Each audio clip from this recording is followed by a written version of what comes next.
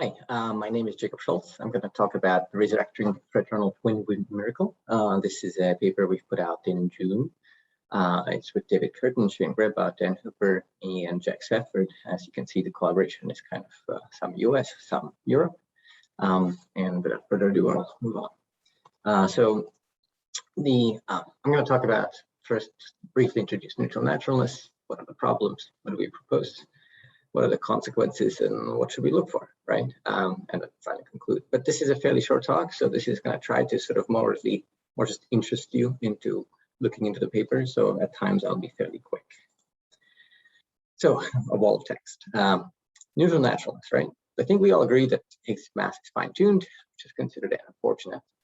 The solution to this fine-tuning started looking somewhat uncomfortable. In particular, the fact that most of these solutions had some kind of colored lightish states, things like stops, and those should have been already visible at colliders. But also there's things like dark matter sort of like states, for example, things that were made out of admixtures of neutralinos, whose electromagnetic electrorecoupling to matter essentially push them into tension with any direct detection experiments, right? So as a result, this is also kind of pushing on these scenarios, right? And one of the nice ways to kind of go around this was the neutral naturalness scenario. It's already in 2005, so some kind of foresight in it, right? And the idea was that this quadratic divergence is eliminated through particles that are not charged on the SU3 color, right? And so they should not be visible. That's why it's neutral and leads to naturalness. And the overarching idea was that you would have some kind of a U4 that was breaking down eventually to SU2 and SU2B. One of those would eventually be the SU2 left of the standard model. But the point was that the way this would be breaking, there would be SU3 color and SU3 color B. In other words, there would be two, and you could there was a Z2 symmetry between them, right? And so you would have enough particles to cancel the divergences, but the particles were charged onto different SU3s. So as a result, they wouldn't couple so strongly with the contents of the proton, so you would see them at colliders. Right?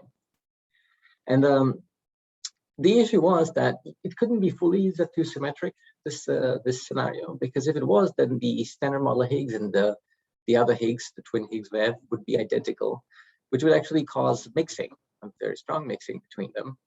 And you would expect like a 45 degrees of angle between them. So the branching fractions of the Higgs would be completely unlike the standard model. I mean, 50% maybe suppressed by kinematics, but there would be a large sort of missing invisible decays or different decays that we expect, right?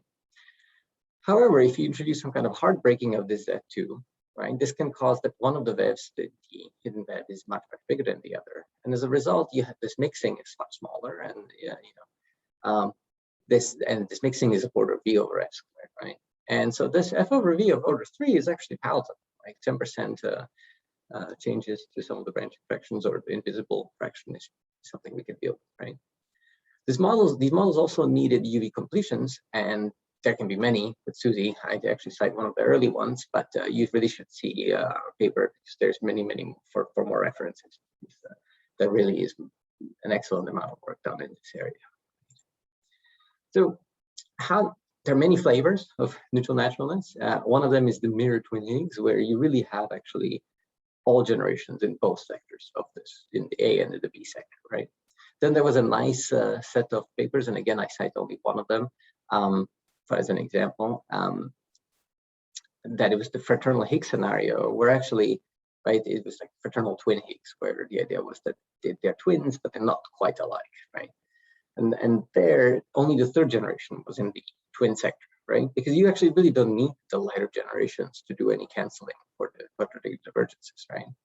But unfortunately, what it led to you needed some modification of the Yukawas for the B and the tau, which is okay from the fine-tuning perspective, but maybe not as aesthetic as you wish.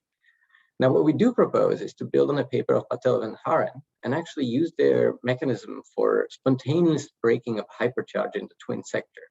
And that way we can solve all the problems of the fraternal twin Higgs scenario without actually breaking the Z2, which is why we call our model Z2 FTH. So what were the problems I mentioned earlier? Well, one of the problems was that this is if you have all the generations, you actually had a bunch of neutrinos in the twin sector, which are light. And these neutrinos would contribute to the light degrees of freedom in your twin sector, light degrees of freedom and effective, right? And this would be significant. This would be several of them, right?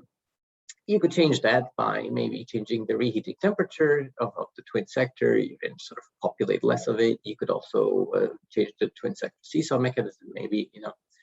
The same thing happens to the photon, right? The twin photon is there, it's massless, so that would give you extra 2 degrees of freedom. But again, this can be removed by either not gauging U1 or actually by breaking the twin photon mass. I mean, creating very massive twin photons. So this is essentially what we're going to do, right?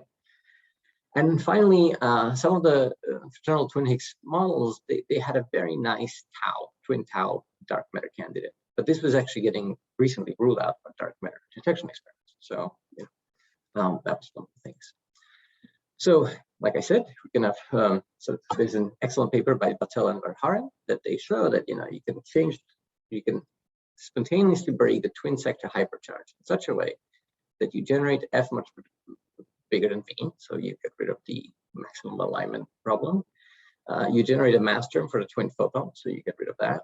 And you also generate mass term for twin fermions, namely for the twin taus. And as you can see, that will fix some of the problems that we had with direct detection. Now, this can be done. You can break hypercharge by delta y equals 1, delta y equals 2, and we'll show that actually it's the second choice that's really interesting to us. So this is what we'll do. We'll use their mechanism. And how does this done? This is done by this fairly what looks like a complicated potential for the U4 Higgs, that's going to eventually become Higgs A, Higgs B, and for a phi that is charged on the y equals 2 of the hypercharge, right? The first line of the potential is essentially the U4 respecting pieces, as you can see, right? The Higgs mass, Higgs quartic, phi mass, phi quartic, and the mixing between them. The second part is the U4 violating part, right? Because there's these quartics, the HA, HB. And the last part is but it is still Z fixed, Z2 preserving. And the last piece is actually Z2 breaking, right? No, sorry, it's also Z2 preserving, okay? Sorry about that.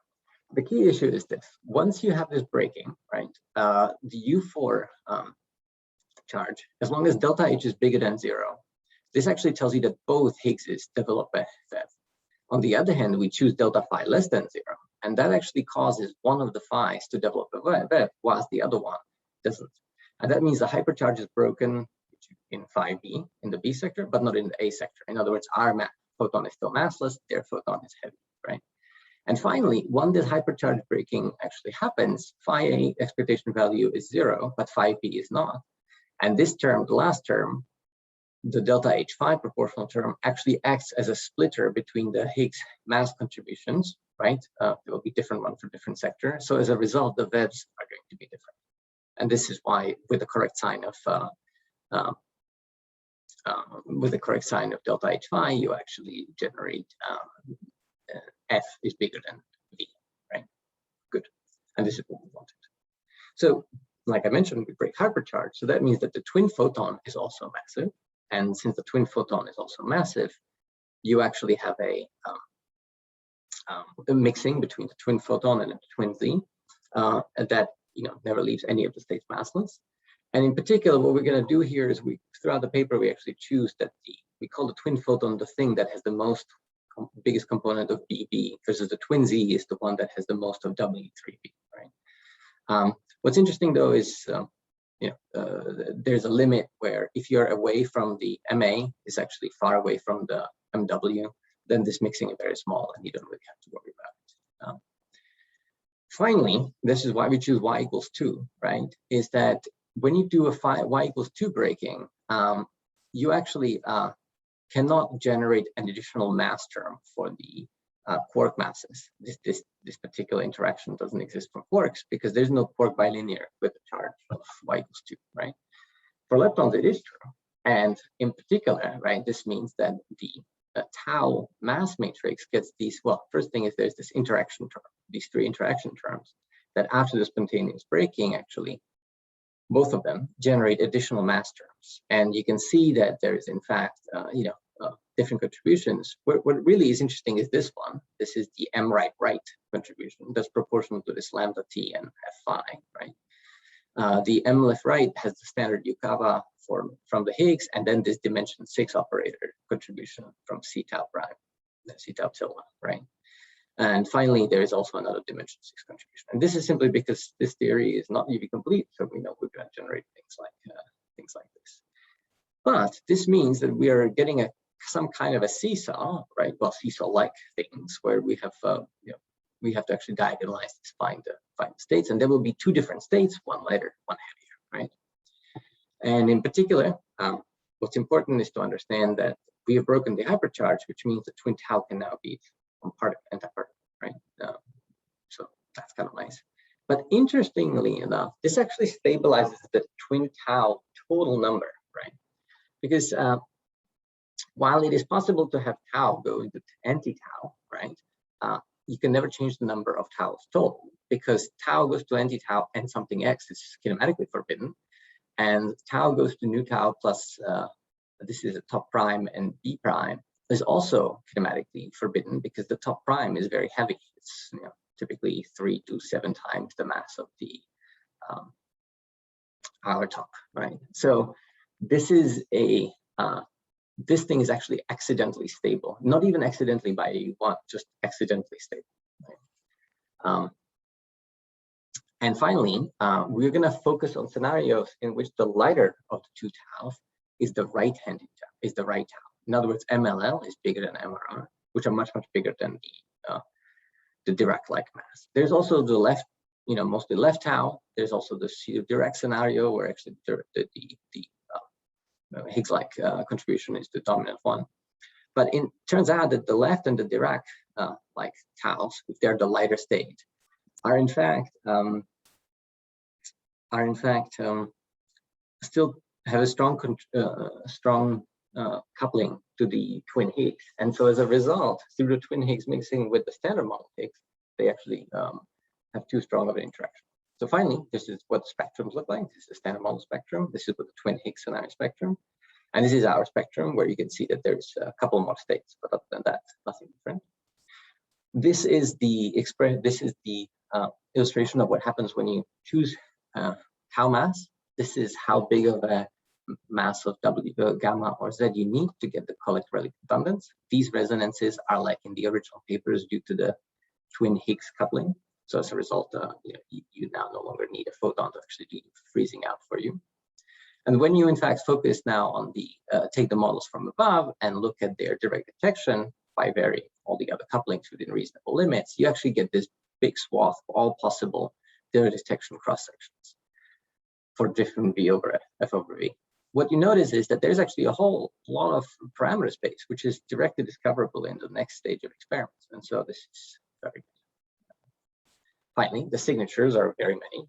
You can have exotic Higgs decays into twin fermions. You can have long-lived signatures into twin blue balls, colliders.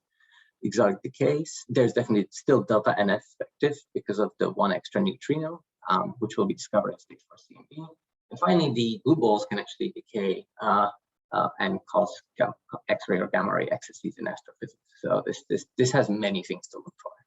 So finally, to conclude, we can essentially resurrect the FDH scenario and save the dark matter, sort of what was called the WIMP miracle in this scenario. Because the lighter tau is controlled by coupling to the hypercharged scalar, so as a result, it no longer goes through twin Higgs, and that makes it much harder to discover and essentially evade the constraints that were killing the previous model.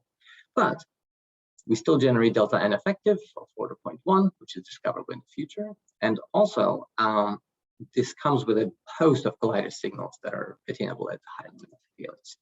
And I would really urge you to look for more of the, in fact, just the references to the articles I have not all mentioned, but also to look at the more details, and there are many, in our paper.